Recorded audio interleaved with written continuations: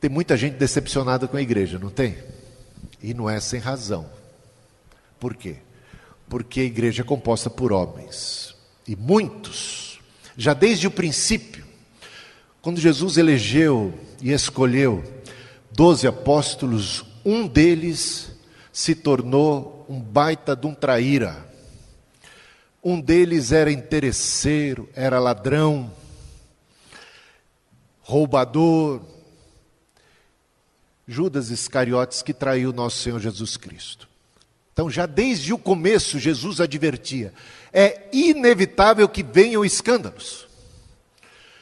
E são muitos os escândalos. Infelizmente, temos vivido o período da história da igreja, talvez dos mais difíceis em termos de escândalos. É escândalo da Igreja Católica, são padres, bispos, pedófilos. Escândalos na Igreja Evangélica se multiplicam, são pastores, líderes, pilantras, escândalos sexuais, escândalos financeiros, uma politicagem, um comércio, a igreja se tornando uma banca de negócios, sabe? Estão comercializando as coisas da fé. E Jesus, quando esteve nesse mundo, ele já teve que se deparar com um templo contaminado por comércio da fé. Ele teve que expulsar os vendilhões do templo. E parece que os vendilhões continuam lá. E é tão triste ver o cenário. O cenário de tanta apostasia, de tanta coisa feia. E tem gente que está profundamente decepcionada com a igreja. Profundamente desapontada com as pessoas, com a liderança da igreja, mas que ainda conserva uma fé em Cristo e uma fé em Deus. Muitos deles optaram por viver a vida cristã fora da igreja. Eles fizeram o que a gente chama assim de generalização. É como se nos dias de Jesus Cristo eles tivessem se deparado exatamente com Judas. E ficaram escandalizados e julgaram o todo a partir de uma parte. Fizeram a generalização. Tudo farinha do mesmo saco. Eu sei como são os apóstolos. Eu conheço bem um apóstolo. Como conheceu bem e se decepcionou com um, então a ideia é, eu conheço todos. Então a pessoa fica traumatizada, machucada e cria como que defesas contra o universo cristão como um todo, contra a igreja como um todo, e não quer nem saber, tem ojeriza. Então isso é muito comum, por conta dos escândalos. Agora, tem esse versículo aqui que eu acho muito lindo sobre a igreja, Paulo falando sobre a igreja. Ele diz: a igreja do Deus vivo, coluna e baluarte da verdade. Meus irmãos, apesar dos escândalos, apesar dos desvios doutrinários, também por conta de desvio doutrinário, muita gente fora da igreja. As pessoas estão generalizando, mas saiba que ainda existe uma igreja neste mundo. Ainda existem os Pedros, os Tiagos, os Joãos, que compõem uma igreja do Deus vivo, coluna e baluarte da verdade. Baluarte, muita gente não sabe o que significa. É uma palavra bonita, né? Baluarte. Baluarte é fortaleza. Uma fortaleza inexpugnável. Meus irmãos, Jesus Cristo instituiu a igreja e disse: as portas do inferno não prevalecerão contra ela.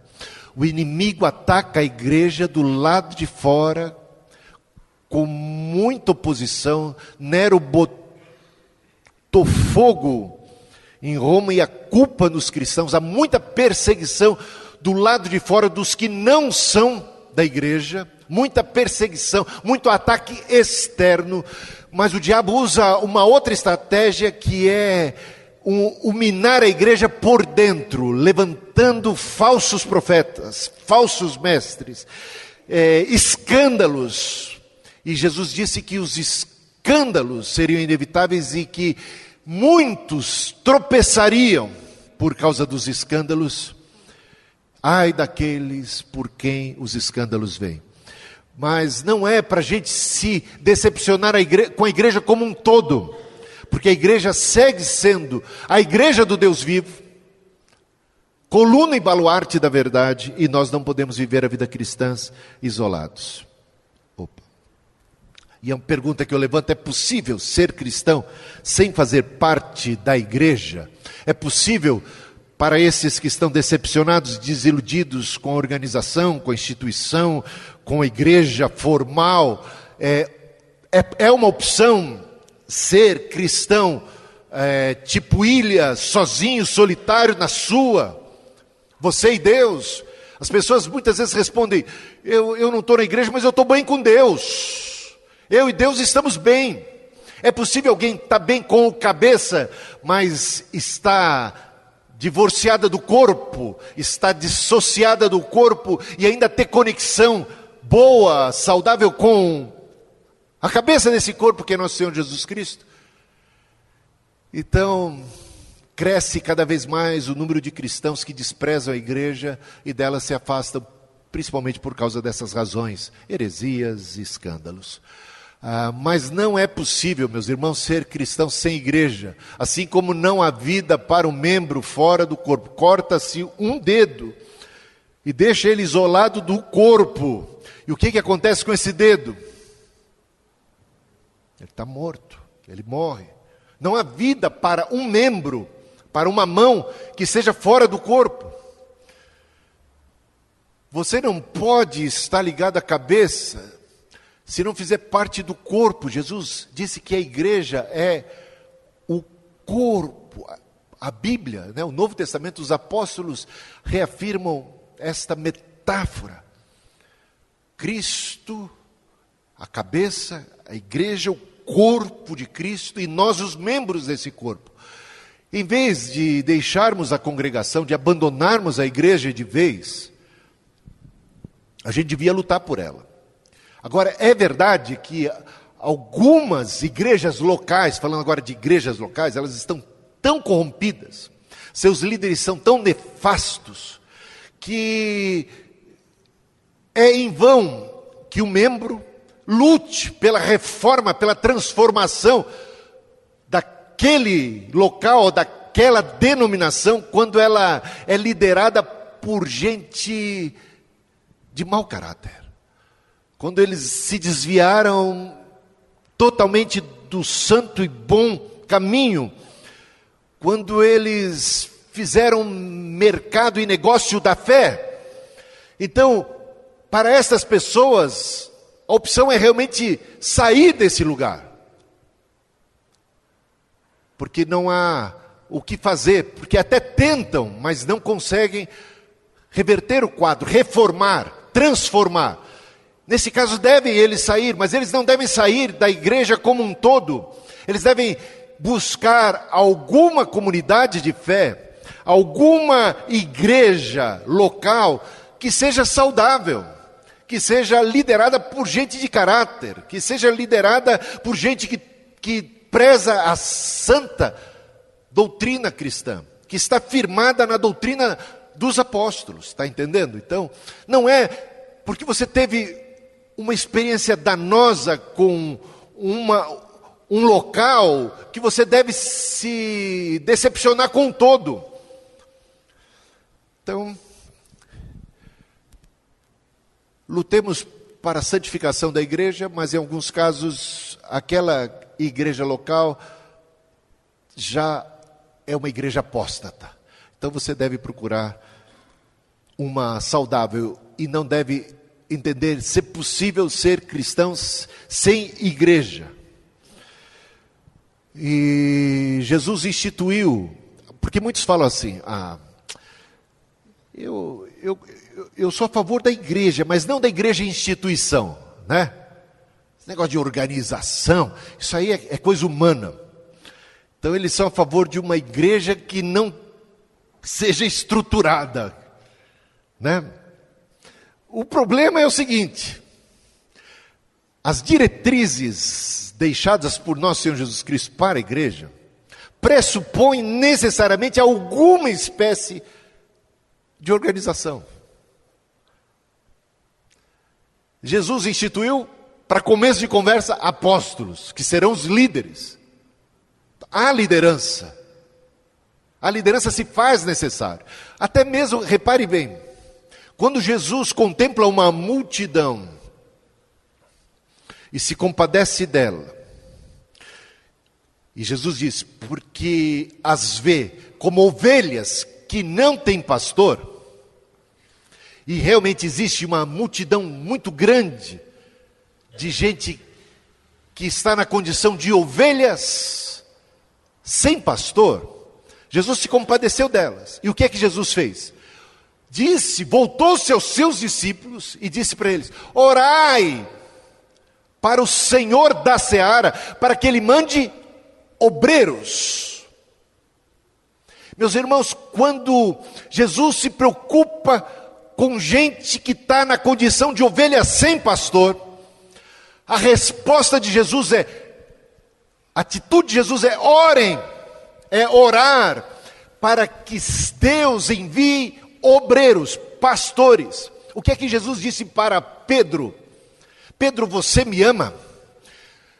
Pedro responde 3 vezes positivamente esta questão, e 3 vezes, por 3 vezes Jesus repete para Pedro: apacenta, pastoreia o meu rebanho. Meus irmãos, o rebanho, esse rebanho que aqui congrega, ele é o rebanho do Deus vivo, ele é o rebanho de Cristo. Eu sou um subpastor, a serviço do Supremo Pastor, e eu tenho a incumbência de pastorear junto com outros líderes e pastores esse rebanho que não me pertence, mas pertence ao Supremo Pastor. Quando Deus, o Supremo Pastor, quer cuidar desse rebanho, Ele envia obreiros, e os obreiros são necessários. É deste modo que Deus cuida do seu rebanho. Se as ovelhas estão como quem não tem pastor, Jesus age orando para que sejam levantados obreiros. Meus irmãos, tem muitas ovelhas sem pastor neste mundo, e é necessário que oremos para que o Senhor levante mais e mais obreiros, gente que tem coração de pastor, gente que não é mercenária, gente que ama Deus e está a serviço do reino de Deus, está para cuidar das ovelhas que pertencem ao Supremo Pastor. Entenderam isso? Agora veja só, ele instituiu apóstolos, que por sua vez instituíram pastores, presbíteros, diáconos, e havia uma organização. A igreja recebeu a missão de pregar, de fazer discípulos, de batizar, de ensinar, de celebrar a ceia. Então tudo isso pressupõe o quê? Uma espécie de hierarquia, uma espécie de liderança. De repente, se a gente acha que pode ser cristão sozinho, solitário, então eu me converto por mim mesmo, eu me auto-batizo, eu celebro a ceia para mim mesmo, eu não comungo com ninguém. E quem é que plantou e instituiu a igreja? Nosso Senhor Jesus Cristo. A igreja realmente é indispensável, e nós devemos reconhecer o débito que nós temos para com a igreja. Se você se converteu um dia, foi porque através da igreja o evangelho chegou até você. Essa igreja que é realmente imperfeita, mas ainda é o canal e é o veículo do evangelho. Se você tem uma Bíblia em suas mãos, é porque ela é produto da igreja. Você está entendendo? Então nós devemos muito à igreja. E outras pessoas dependem do sucesso e da saúde da igreja para sua futura conversão. E para o discipulado, para o ensino, é nessa comunidade que os valores cristãos são nutridos. A gente está aqui numa espécie de contracultura, porque a cultura desse mundo está contaminada. Então aqui a gente procura dar ouvidos ao Espírito Santo, às instruções das Escrituras, e desde os pequenos, ensinar, instruir como é que devem se comportar, como é que devem viver, segundo as orientações sábias das Escrituras Sagradas. Jesus disse: ide por todo mundo, fazei discípulos, batizando e ensinando todas as coisas que eu vos tenho dito. E eis que estarei convosco. E quando a gente pensa em igreja, nunca é a oração do Pai meu, é sempre a oração do Pai nosso. É até esquisito orar a oração do Pai Nosso sozinho. Se a gente olhar bem, não faz sentido. Eu estou lá sozinho dizendo assim: Pai Nosso. Eu estou sozinho dizendo Pão Nosso. Não faz sentido. Veja que Jesus, de cara, ele já escolheu um grupo de apóstolos, um grupo. E era ao grupo que ele ministrava.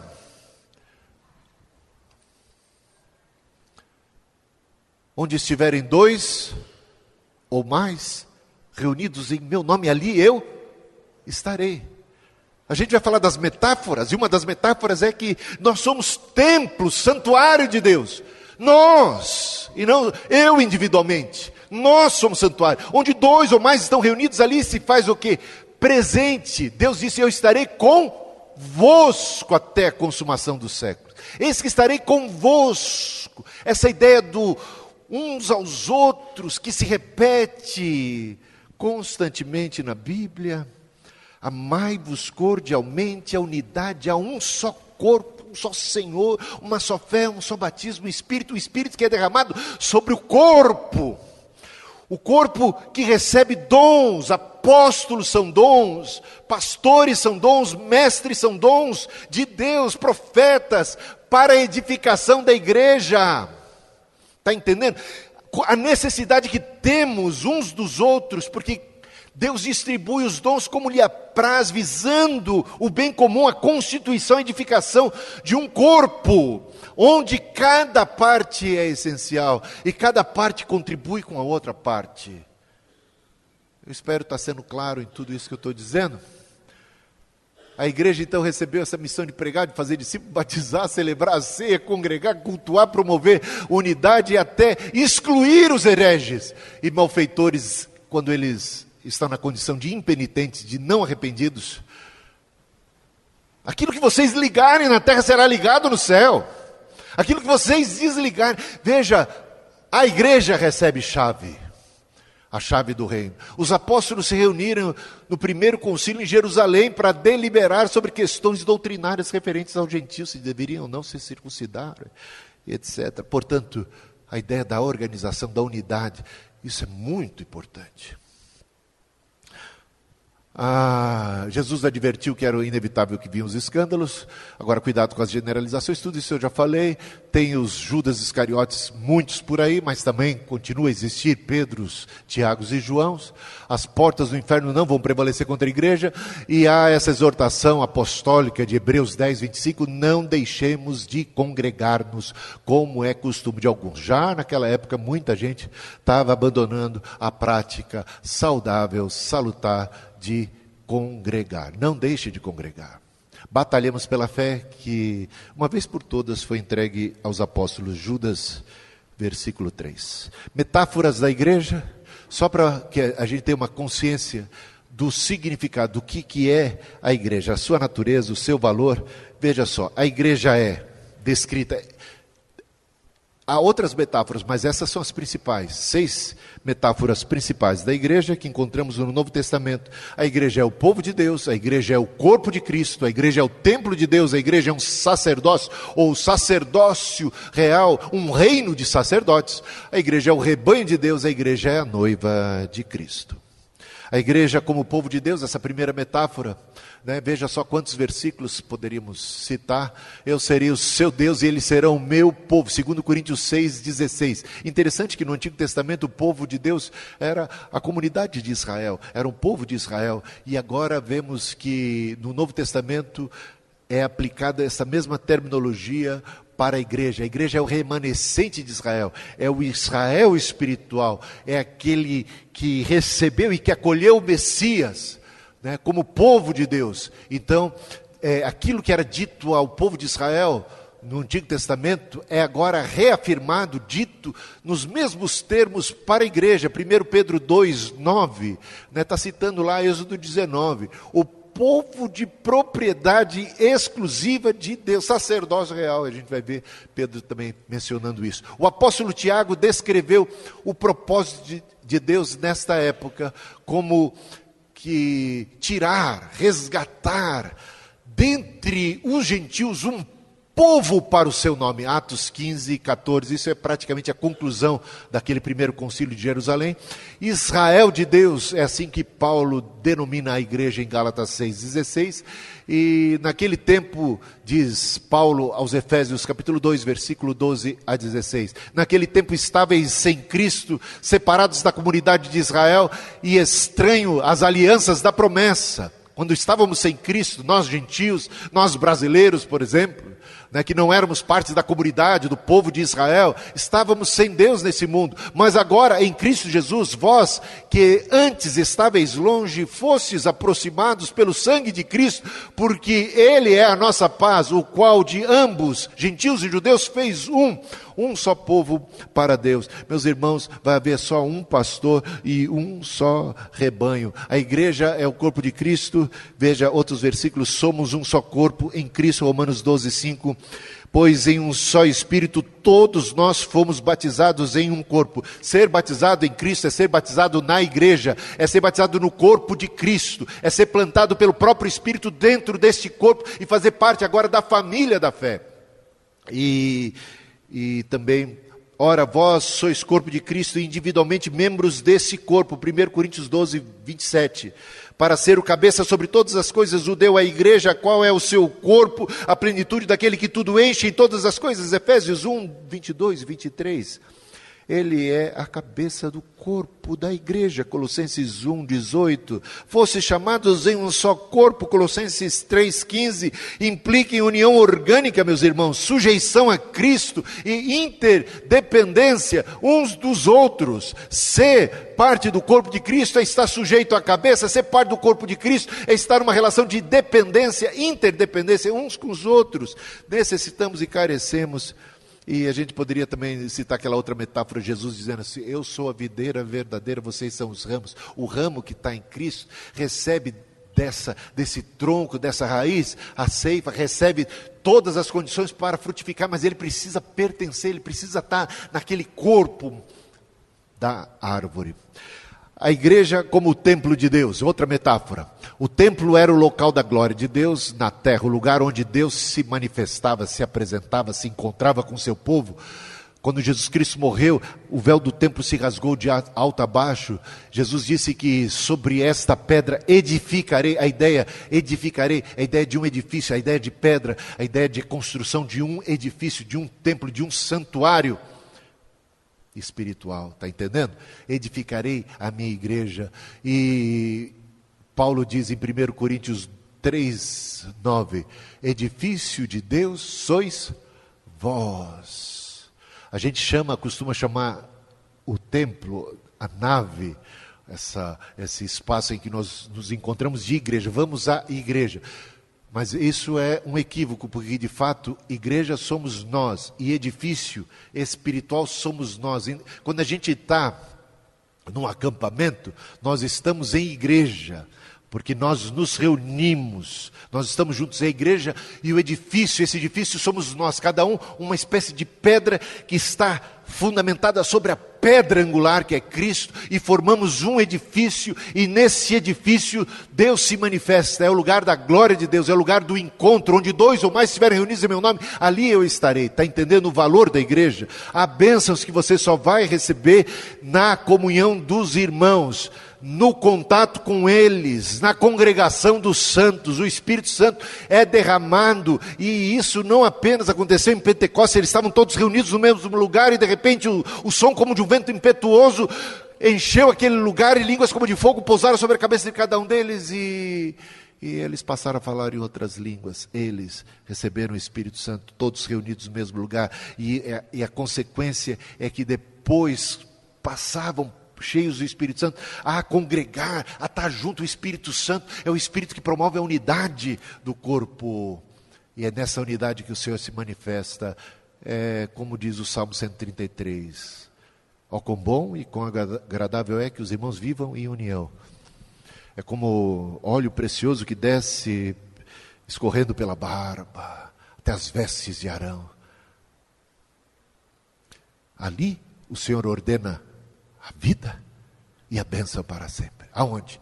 Na unidade dos irmãos. Ali o Senhor ordena a vida e a bênção. Porque você veio a esse lugar, porque você está na congregação dos santos, porque cada um de nós aqui compõe uma parte essencial, porque estamos fundamentados na pedra angular que é Cristo. O Senhor se encontra conosco de um modo todo especial, e derrama dons e ministra graças através da vida de cada um de nós. E não apenas na hora do culto, mas também na hora do café, na hora da conversa, na hora de um abraço, na hora da convivência. Veja o que diz o apóstolo Paulo em 1 Coríntios 3, 16 e 17. Não sabeis que sois santuário de Deus e que o Espírito de Deus habita em vós? Jesus disse, o reino de Deus não vem com aparência física, e nem dirão, eis que o reino de Deus está ali ou acolá.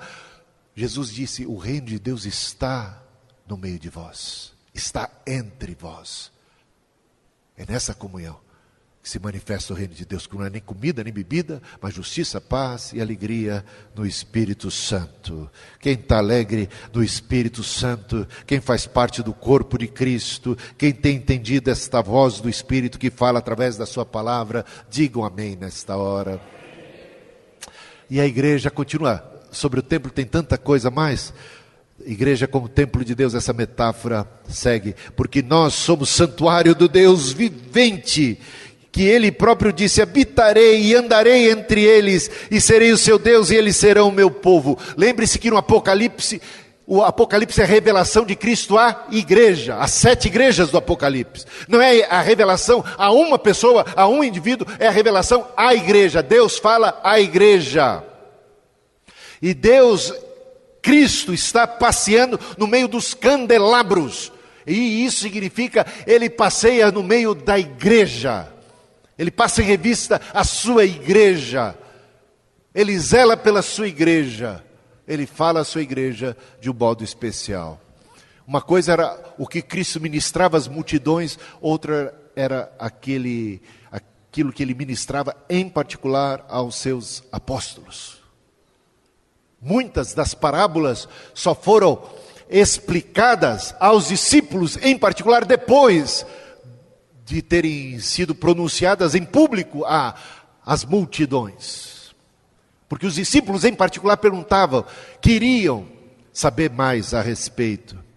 Então, bendita seja a igreja do nosso Senhor.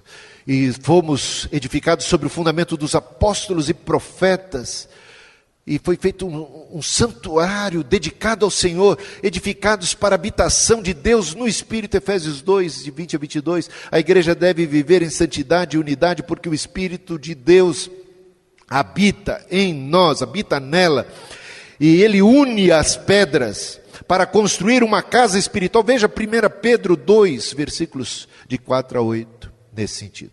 Outra metáfora, a igreja como um reino de sacerdotes, um sacerdócio real. A igreja deveria ser um reino de sacerdotes, como a gente vê lá, Êxodo 19:6. E aqui Pedro aplica a mesma imagem, como eu já disse anteriormente, né? Vós sois sacerdócio real, nação santa, povo de propriedade exclusiva de Deus. Tudo isso que foi dito ao povo de Israel agora é dito claramente à igreja. Se cumpre mais plenamente na vida da igreja do que mesmo nos dias do passado. João diz que Cristo nos fez reis e sacerdotes para o seu Deus e Pai. Apocalipse, versículo 1, versículo 6 e também capítulo 5, versículo 10. A igreja é um sacerdócio real que glorifica a Deus através do louvor sacrificial, através do culto racional, da intercessão que ministra cura e perdão. Alguém entre vós doente? Apresente-se aos presbíteros. Eles vão ungir com óleo e haverá cura. E se houver cometido pecados, haverá perdão. Uma ministração de perdão, uma ministração de cura no seio da igreja. Louvor, cura, proclamação. Um sacerdócio real para quê? Para proclamar as virtudes daquele que nos chamou das trevas para a sua maravilhosa luz. 1 Pedro 2, versículo 9. A igreja como rebanho de Deus. E essa figura é muito repetida no Antigo Testamento, né? Deus como, eu sou o bom pastor, né? Deus como, o Salmo 23. E há tantos salmos, né, que a gente vê. Não é apenas o 23, o 74, o 78, o 79, o 80, o 95, o Salmo 100, né? Nós somos rebanho do seu pastoreio. O Senhor é o meu pastor, nós somos rebanho do seu pastoreio. Então esses salmos revelam, essa metáfora revela o nosso relacionamento com Deus como pessoas, na condição de ovelhas que dependem muito do pastor, do cuidado, da proteção, que correm muito risco, que são carentes. Por isso o perigo de ovelhas sem pastor, porque são ovelhas à mercê do lobo, porque são ovelhas à mercê da morte e dos perigos. Jesus se refere à igreja como sua ovelha, veja João 10, eu sou o bom pastor, e ele fala bastante no versículo 16 até o versículo 27 a esse respeito. Capítulo 21 também de João, versículo 15 e 18. E veja o apóstolo Paulo se voltando aos presbíteros, aos pastores de Éfeso, e o que ele diz a eles? Atendei por vós, ou seja, vigiai por vós, cuidem de vocês mesmos, e também cuidem de todo o rebanho sobre o qual o Espírito Santo vos constituiu bispos, para pastoreardes a igreja de Deus, a qual ele comprou com o seu próprio sangue. E em Hebreus 13, 20, a gente vê Jesus sendo descrito como o pastor das ovelhas. E em 1 Pedro capítulo 5, versículo 4, como o supremo pastor da igreja. E isso então diz respeito à nossa vulnerabilidade, à carência, e como dependemos uns dos outros, como dependemos de um pastor, de sermos pastoreados. A igreja também é descrita como a noiva de Cristo. Deixa eu só ver se... Tá. É descrita como a noiva de Cristo. Israel foi retratado como esposa de Deus, e muitas vezes uma esposa infiel. Infelizmente. E Deus tem ciúmes, como vemos no livro de Oséias. Agora, veja só, vos tenho preparado para vos apresentar como virgem pura a um só esposo que é Cristo. Efésios 5, de 25 a 27. Paulo falando, maridos, amai a vossa mulher, como também Cristo amou a igreja, e a si mesmo se entregou por ela. Veja o amor que Cristo tem pela igreja e como ele se torna o padrão do amor que um marido deve devotar à sua própria esposa, capaz de sacrificar-se a ponto de dar a própria vida.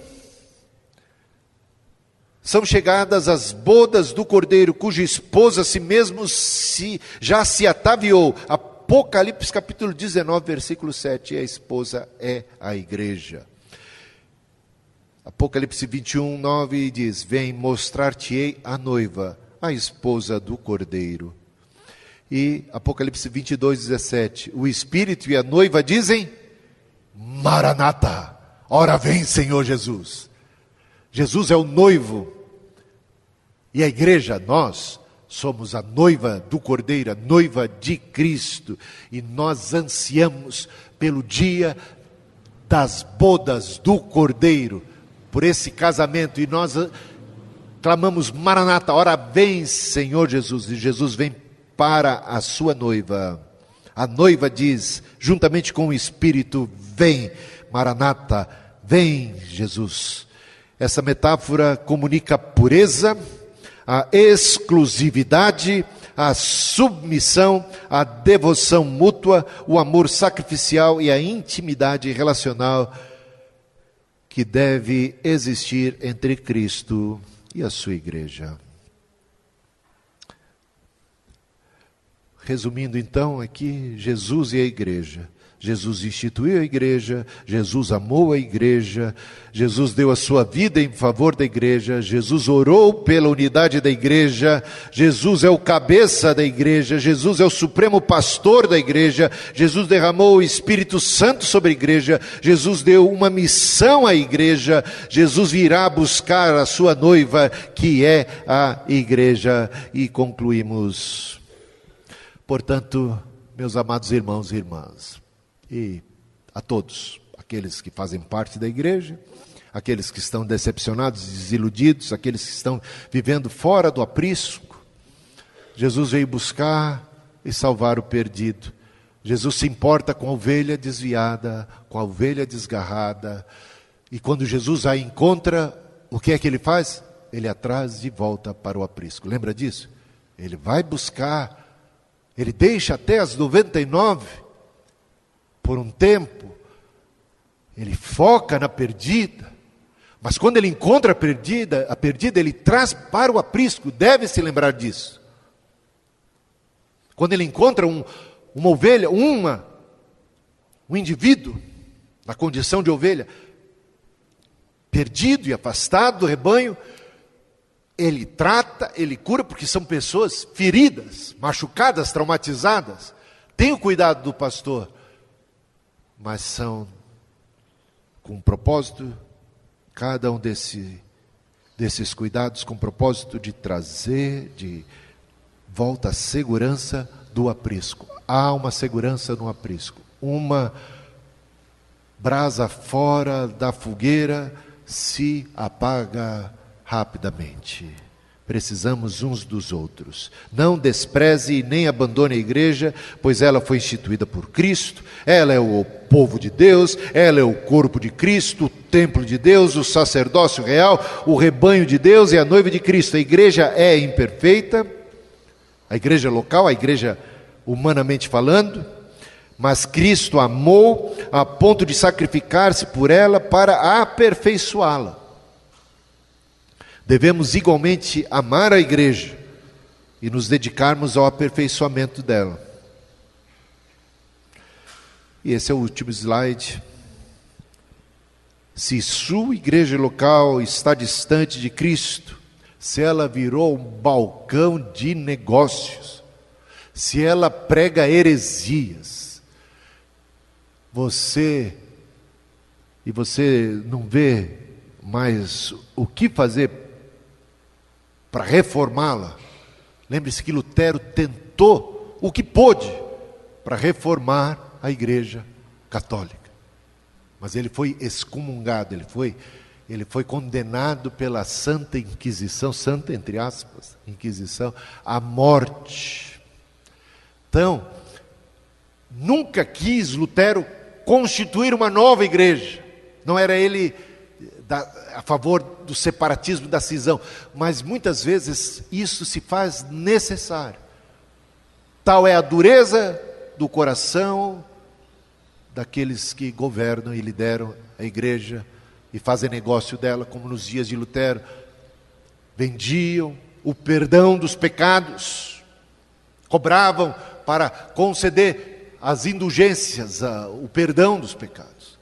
Hoje em dia, quantas não são as igrejas que estão mercadejando as bênçãos do Senhor, estão vendendo, estão explorando a boa fé do povo, estão enganando as pessoas. E quantos não são os líderes pilantras, que são ladrões, que são mercenários, que são praticadores da iniquidade? Nesses casos, procure, deixe essa igreja local e procure uma comunidade, procure uma igreja que seja realmente fiel às Escrituras Sagradas, que tenha líderes de caráter, pessoas que amam e respeitam a palavra de Deus, que são íntegros. Como ovelhas, carecemos de cuidados pastorais, fornecidos pelo Supremo Pastor que distribuiu dons e ministérios à igreja. É só ler Efésios capítulo 4.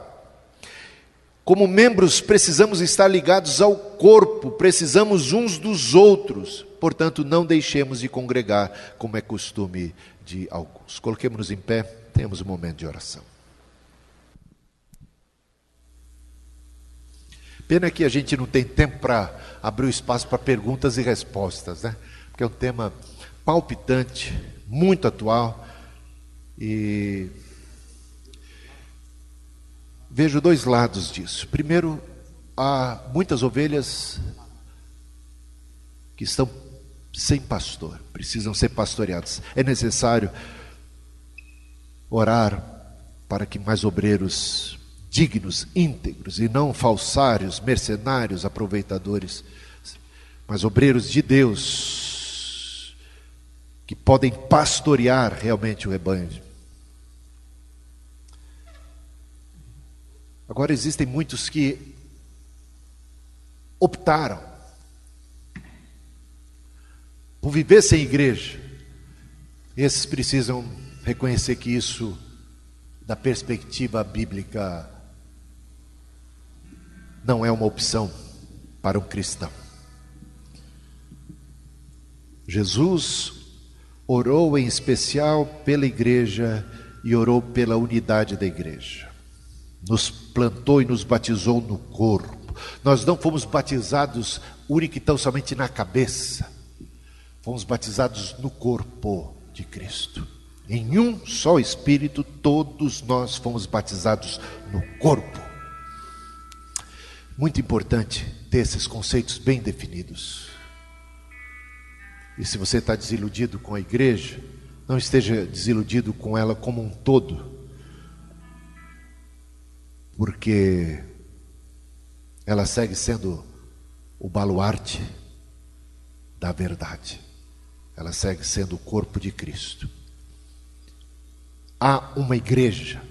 Deus tem os que são seus, no meio da apostasia que se vê por aí. Amém?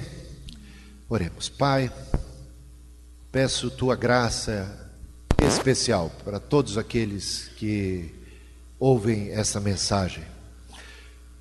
Que o teu Espírito fale aos seus corações e esclareça coisas que eu não fui capaz de esclarecer.